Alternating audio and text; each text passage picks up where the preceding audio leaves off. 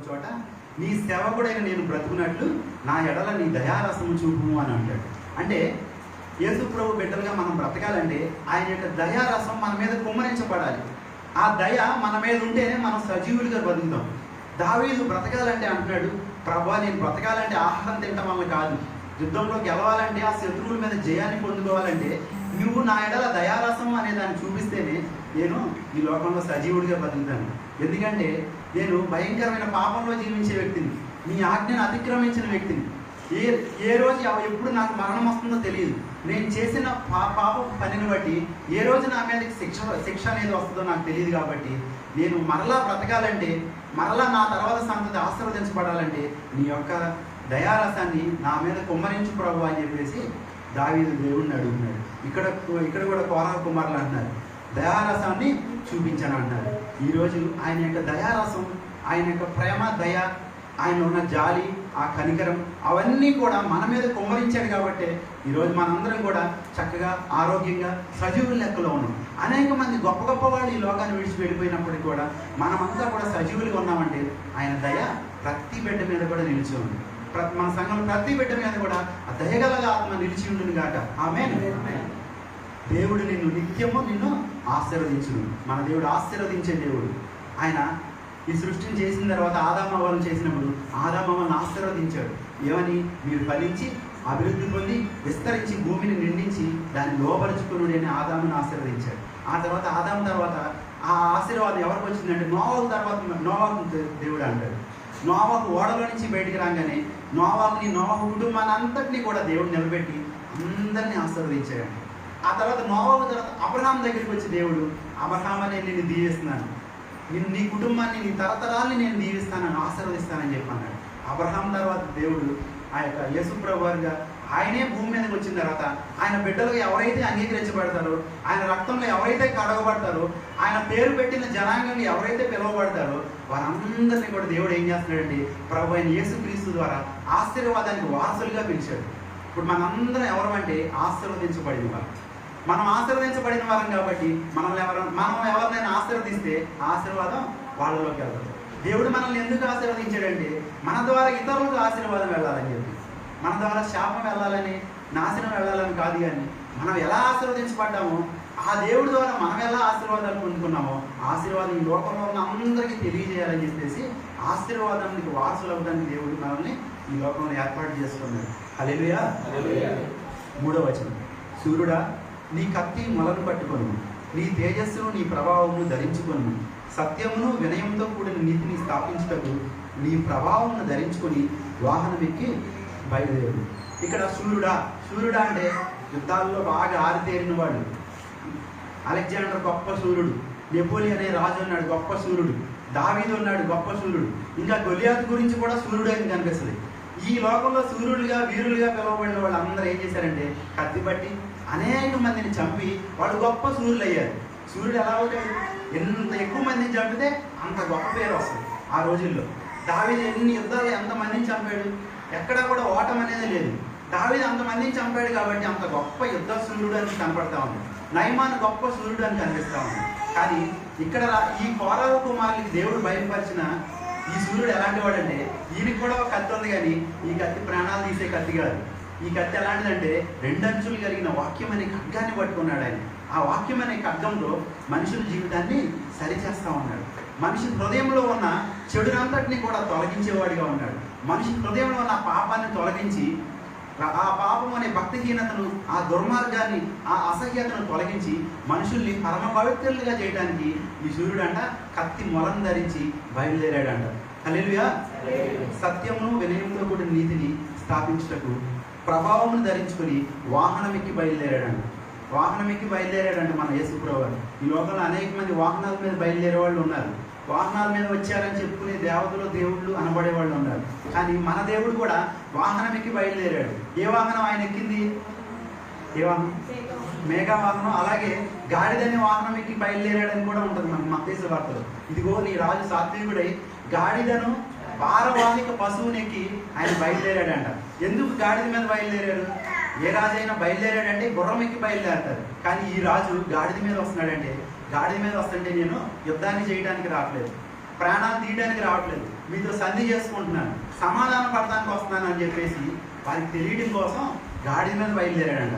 ఒకవేళ ఆయన గుర్రం మీద కనుక బయలుదేరి వస్తే అమ్మో మన మీద యుద్ధం రాబోతుంది, ఈయన మెస్సయ్య కాదు, ఈయన మనల్ని చంపేస్తాడని చెప్పి జనాలంతా భయపడతారు. చూసిన వాళ్ళంతా కూడా యుద్ధ వాతావరణం అక్కడ నెలకొంటది. కానీ ఆయన రాజు గాడిదెక్కి యెరూషలేముకి ఒక దీనుడిగా బయలుదేరి వెళ్తున్నాడు, సమాధానకరుడిగా వస్తున్నాడు, సాత్వికాన్ని తీసుకుని బయలుదేరుతున్నాడంట. ఎందుకంటే భూమి మీద సత్యాన్ని స్థాపించడానికి వచ్చాడంట. యేసు ప్రభువారే సత్యం, ఆయనే సత్యం, ఆయనలో అసత్యం అనేది లేదు. సత్యాన్ని, వినయంతో కూడిన నీతిని, పరలోకంలో ఎలాంటి నీతి అయితే కలిగి ఉన్నారో ఆ నీతిని అంట భూలోకంలో కూడా స్థాపించడానికి ఆ గాడిదనెక్కి భారవాహి పశువునెక్కి ఆయన యెరూషలేముకి బయలుదేరారంట. రెండవ రాకడలో ఎలా రాబోతున్నారు?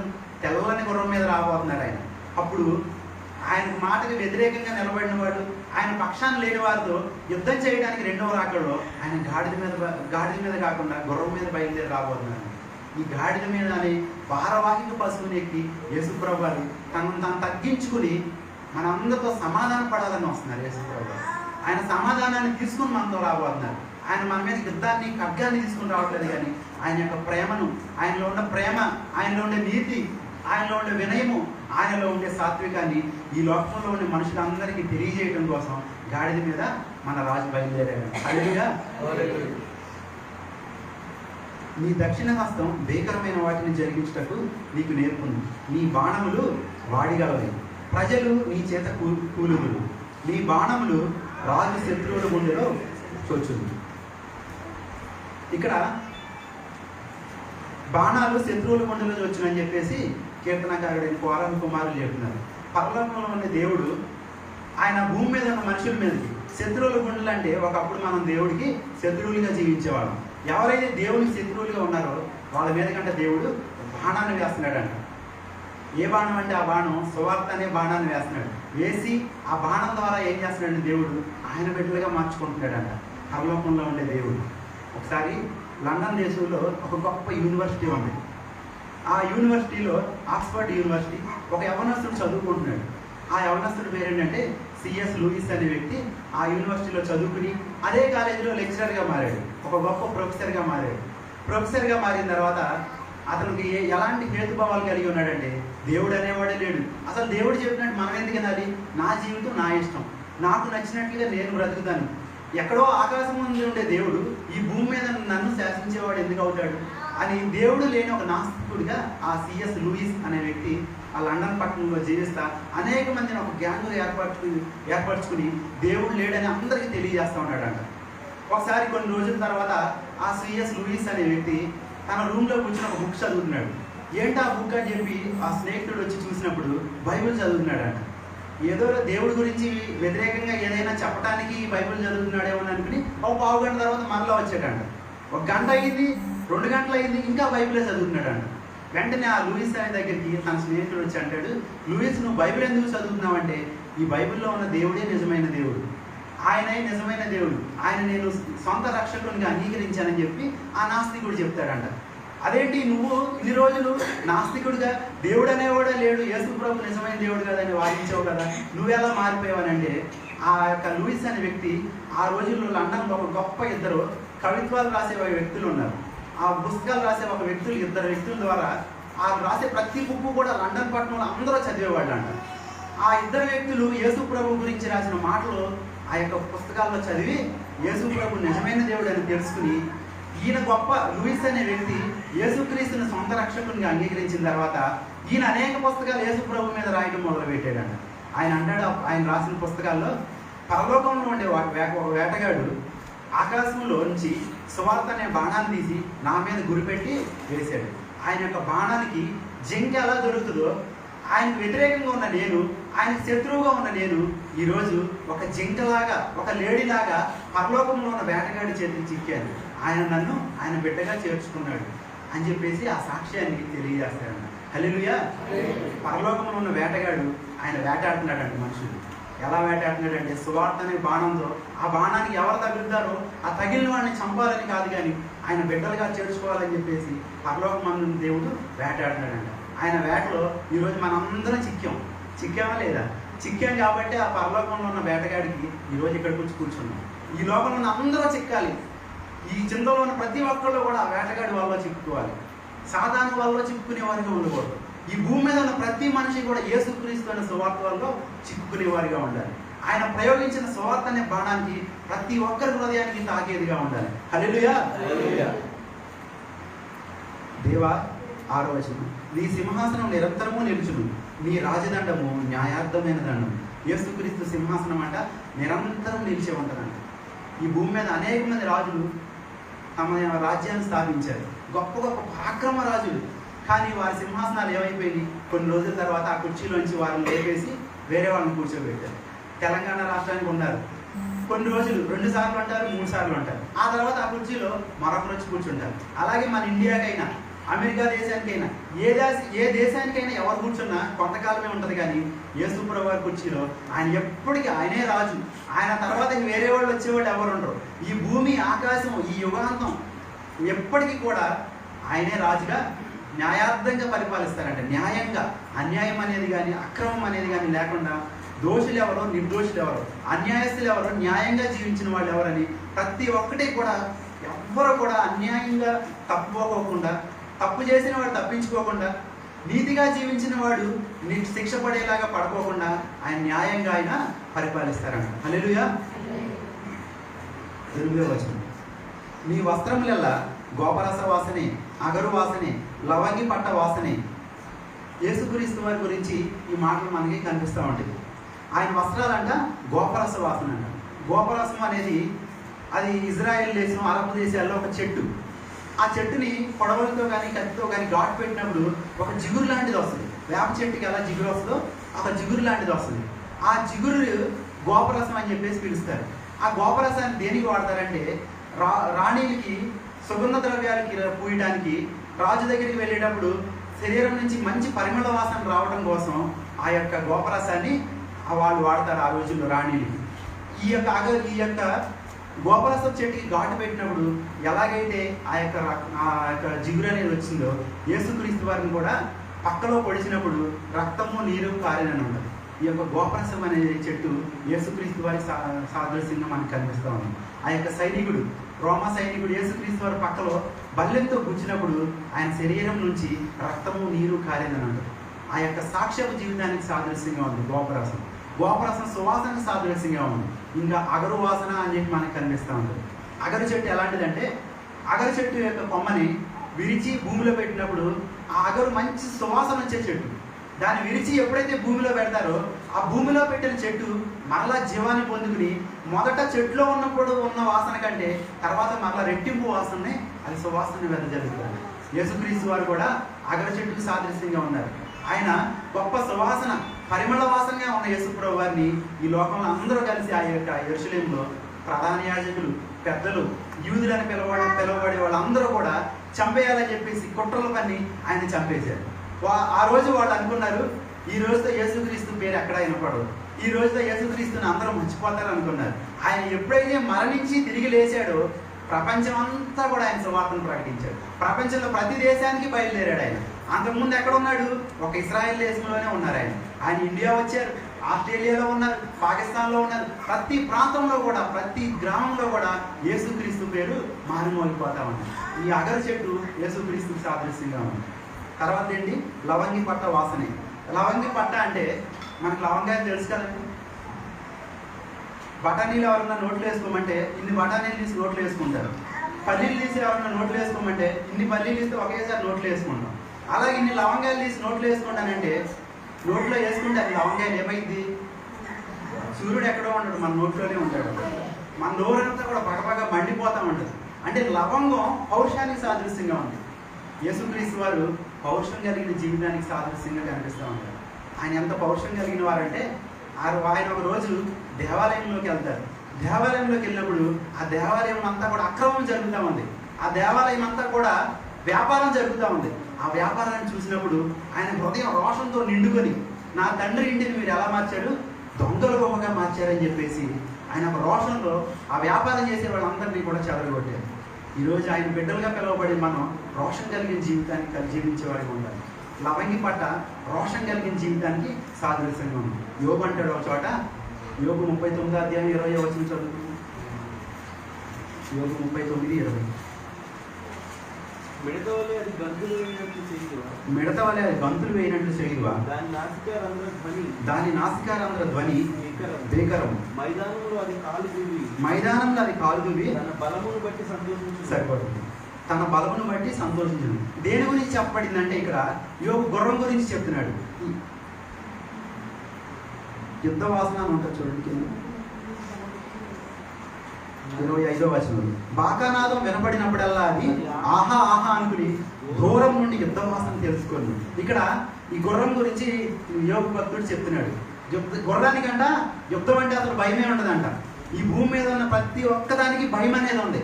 భయం అనేది లేని రెండు జీవులు ఏంటంటే, ఒకటి సింహం, ఇంకోటి గుర్రం. అందుకని గుర్రాలనే యుద్ధానికి తీసుకెళ్తారు ఆ రోజుల్లో రాజులు. ఆ యుద్ధానికి వెళ్ళినప్పుడు యుద్ధంలోనంట శత్రువులందరూ కూడా కత్తులు పట్టుకుని నిలబడినప్పుడు ఆ ఖడ్గాన్ని చూసి భయపడదంట. కాలు దువ్వి ఇలా చూసుకుందాం అన్నట్టు ఉంటుందంట. దాని యుద్ధ వాసన అంటే చాలా సంతోషం అంట.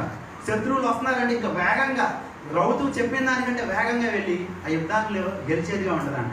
ఈరోజు క్రైస్తవుడు కూడా యుద్ధ వాసన అంటే భూమి మీద నరుల కాలం యుద్ధకాలం కాదా అని చెప్పి యోగు భక్తుడు అంటారు. అంటే మనిషి జీవించినంతకాలం యుద్ధాలు చేయాలి.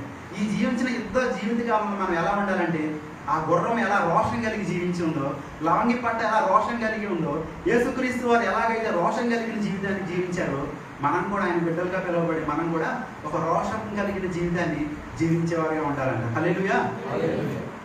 10వ వచనం. కుమారి ఆలకించుము, ఆలోచించి చెవియకుము, నీ స్వజనమును నీ తండ్రి ఇంటిని మరువు. ఇక్కడ నీ స్వజనమును నీ తండ్రి ఇంటిని మర్చిపోమని చెప్తున్నాడు. ఆ యొక్క రూతు మనకు తెలుసు కదా.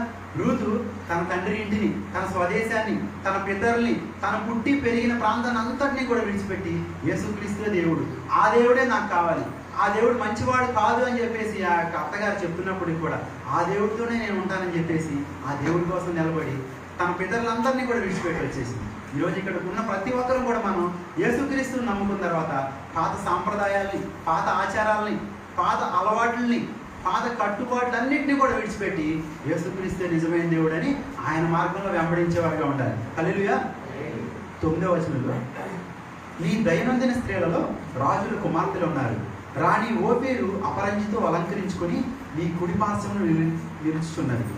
ఇక్కడ ఓపీరు రాణి అని చెప్తున్నారు. ఓపీర్ అంటే ఏంటంటే అదొక ప్రాంతం పేరు, అదొక దేశం పేరు. ఓపీర్ దేశంలో చాలా మంచి బంగారం దొరుకుతుందంట. అనేక ప్రాంతాల్లో దొరికే బంగారం కంటే ఓపీర్ దేశంలో ఉన్న బంగారం అంట చాలా శ్రేష్టమైందంట. అటువంటి బంగారాన్ని యోగు అంటాడు ఒకచోట, నీ యొక్క ఓపీర్ బంగారాన్ని తీసుకెళ్ళి మట్టిలో వేసేయి, అప్పుడు సర్వశక్తుడు నీకు అపరంజిగా కనిపిస్తాడని చెప్పేసి అని అంటున్నాడు. అంటే ఈ లోకంలో ఏదైతే మనం గొప్పది అనుకుంటున్నామో, ఈ లోకంలో ఏదైతే విలువైనది మనం అనుకుంటున్నామో, ఆ విలువైన దాన్ని తీసుకెళ్ళి మనం ఎక్కడ వేయాలి? మట్టిలో వేసేయమని అంటున్నాడు. మట్టిలో వేసేస్తేనంట అప్పుడు మనకి ఏది బంగారంగా కనపడుతుంది? పరలోకంలో ఉన్న దేవుడు మనకి అపరంజిగా కనిపిస్తాడంట. ఆకాశం మందు ఉండే దేవుడు మనకి అపరంజిగా కనిపిస్తాడంట. హల్లెలూయా. 12వ వచనం. తూరు కుమార్తె నైవేద్యం తీసుకుని వచ్చును, జనులలో ఐశ్వర్యవంతులు నీ దయను వెతుకుదు. అంతఃపురంలో నుండి రాజకుమార్తె కేవలం మహిమ కలది, ఆమె వస్త్రము బంగారు బుట్టా పని చేసినది. తూరు కుమార్తె అంటే ఆమె ఒక అన్య దేశంలో ఉండే ఆ కుమార్తె అంట నైవేద్యం తీసుకుని ఆయన దగ్గరికి వస్తుందంట. యేసు ప్రభువారు ఆయన సువార్త ప్రకటించే రోజుల్లో తూరు నుండి, సీదోను ప్రాంతం నుండి అనేక మంది ఆయన మాటలు వినాలని వచ్చారంట. అంటే ఆ రోజుల్లో అన్యుడిగా పిలువబడే వాళ్ళు కూడా ఆయన మాటలు వినడానికి, ఆయన యొక్క ప్రేమకి ఆకర్షితులై ఆయన ఎదురు పరిగెత్తుకుంటూ వచ్చారంట. ఇశ్రాయేలీలేమో దేవుడిని విడిచిపెట్టేసి జీవిస్తూ ఉంటే అన్యులంతా కూడా ఎలా ఉన్నారు? ఆ దేవుడే కావాలని వెంబడిస్తూ ఉన్నారు. ఈరోజు క్రైస్తవులుగా అనేక మంది పిలువబడుతున్నారు. యేసుక్రీస్తు వారి బిడ్డలో మేము క్రిస్టియన్స్ అని అనేక మంది చెప్పుకున్నారు. కానీ వారంతా ఎలా ఉన్నారంటే యేసుక్రీస్తు కలిగిన జీవితాన్ని, ఆయన కలిగిన జీవితాన్ని జీవించేవారికి లేదు. కానీ అన్ని జనులు ఎలా ఉంటున్నారంటే ఆ యేసుక్రీస్తు గురించి ఇంకా తెలుసుకుంటే బాగుండు, ఆ యేసుక్రీస్తు గురించి ఇంకా మాకు ఎవరైనా చెప్తే బాగుండని జీవిస్తున్నారంట. అలా ఆలోచిస్తూ ఉన్నారంట. ఈ తూరు కుమార్తె నైవేద్యం తీసుకుని ఆ యేసుక్రీస్తు దగ్గరికి, ప్రభు దగ్గరికి వస్తూ ఉందంట. అంటే ఆయన మాటలు వినాలని చెప్పేసి వస్తూ ఉందంట. ఈరోజు మనం ఆయన మాటలు మనం శ్రద్ధగా వినేవారిగా ఉండాలి. ఆయన చెప్పే వాక్యానికి మనం లోపడేవారిగా ఉండాలి. హల్లెలూయా. 14వ వచనం. విచిత్రమైన పని గల వస్త్రములను ధరించుకుని రాజునొద్దకు ఆమె తీసుకొని రాబడుచున్నది. ఆమెను వెంబడించు ఆమె చెలికత్తలైన కన్యకులు నీ యొద్దకు తీసుకొని రాబడుచున్నారు. ఉత్సాహ సంతోషములతో వారు వచ్చున్నారు, రాజనగర్లో ప్రవేశించున్నారు. పెళ్లి కుమార్తెను అలంకరించంట విచిత్రమైన పనిగల వస్త్రాలను అలంకరించి రాజు దగ్గర తీసుకొస్తున్నారంట. ఆ యొక్క ఎస్తేరు గ్రంథంలో మనకు ఉంటుంది. రాణిని రాజుగారి దగ్గర తీసుకెళ్లే ముందు, అహష్వేరోషు రాజు దగ్గరికి వెళ్లే ముందు ఆమెకంట 6 నెలలు గోపరసంతో స్నానం చేయించేవాళ్ళంట. 6 నెలలు ఆ గోపరసంతో చేయించిన తర్వాత మరలా 6 నెలలు సుగంధ ద్రవ్యాలతో స్నానం చేయించి 12 నెలల తర్వాత ఆ రాజు దగ్గరికి పంపించేవాళ్ళంట. అంటే ఒక రాణి రాజు దగ్గరికి వెళ్ళాలంటే ఎన్ని రోజులు పట్టింది సిద్ధపాటు? సంవత్సర కాలం పాటు సిద్ధపరిచిన తర్వాత ఆ రాజుతో ఎలా మాట్లాడాలి, ఆ రాజు దగ్గర నువ్వు ఎలా నడుచుకోవాలి, ఆ రాజు దగ్గర నువ్వు ఎంత సువాసన కలిగిన జీవితాన్ని కలిగి ఉండాలని చెప్పి ఎస్తేరు 6 నెలల్లో ఒకదాంతో మరలా 6 నెలలు ఒకదాంతో స్నానం చేయించి సిద్ధపరిచిన తర్వాత ఆ యొక్క అహష్వేరోషు రాజు దగ్గర తీసుకెళ్ళినప్పుడు ఆ అహష్వేరోషు రాజు కంట ఎస్తేరుని చూడగానే దయ పుట్టింది.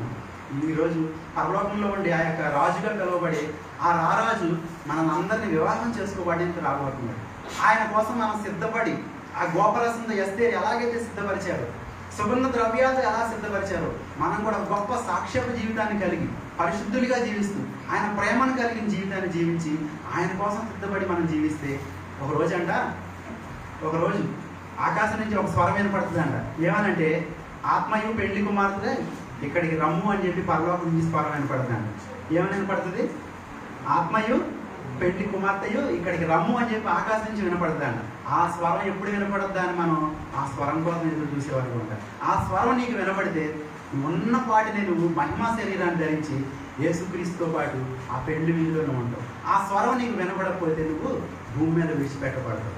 ఈరోజు ఈ కోరాను కుమారులు ఏం తెలియజేస్తున్నారంటే, పరలోకంలో జరిగే పెళ్లి విందు, ఆ పెళ్లి విందులో వీళ్ళు సంఘమంతా ఉండటం వాళ్ళు కళ్ళారా చూశారు. పాత నిబంధన భక్తులకు లేని ఆ గొప్ప ధన్యతలు దేవుడు కొత్త నిబంధన భక్తులుగా పిలువబడి మనకి యేసుక్రీస్తు ద్వారా అనుగ్రహించాడు.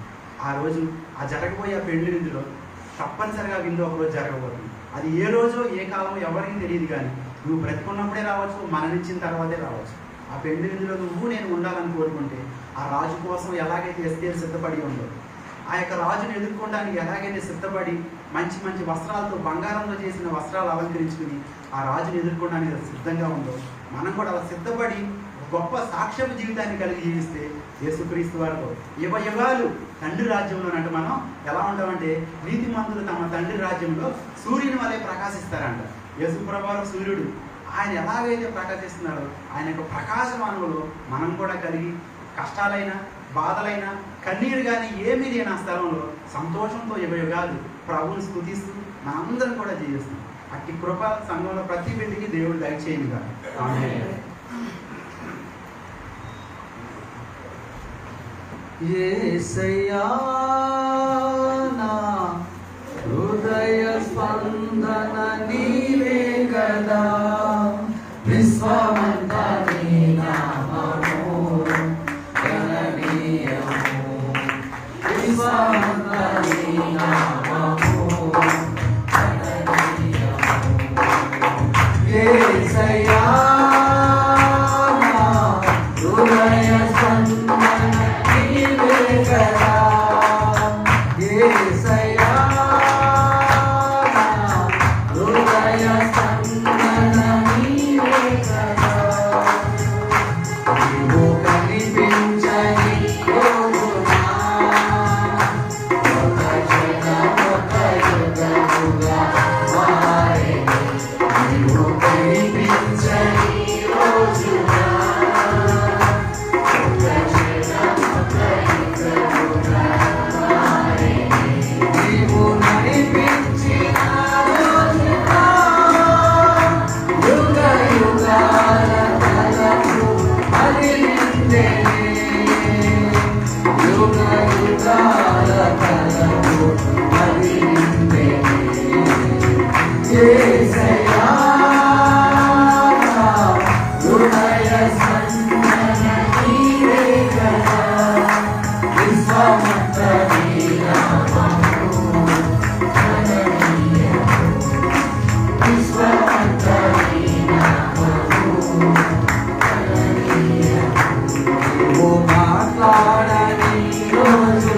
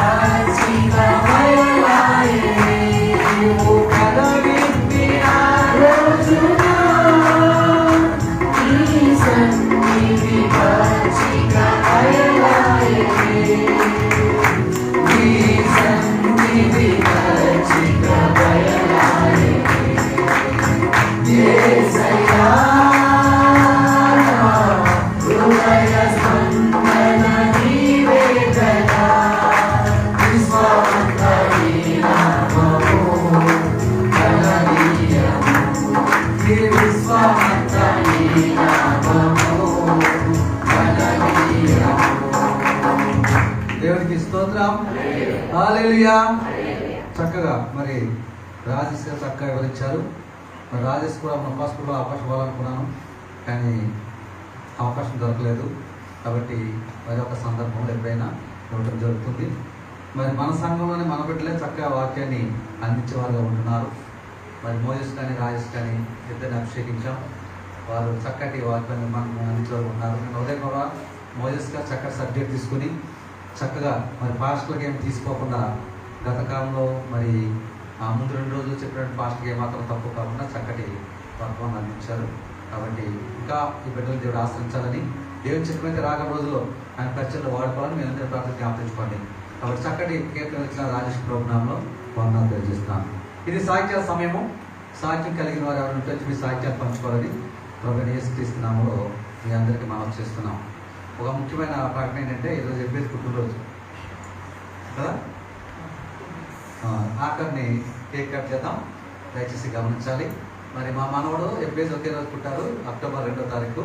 మా ధోని అంటే మా పెద్ద కుమారుడు ధోని కూడా పుట్టినరోజు ఈరోజే. మరి అబ్బాయి పెట్టలేదా మా గ్రూప్లో? మరి ఏం చేస్తాం? చెప్తారు కదా బర్త్డే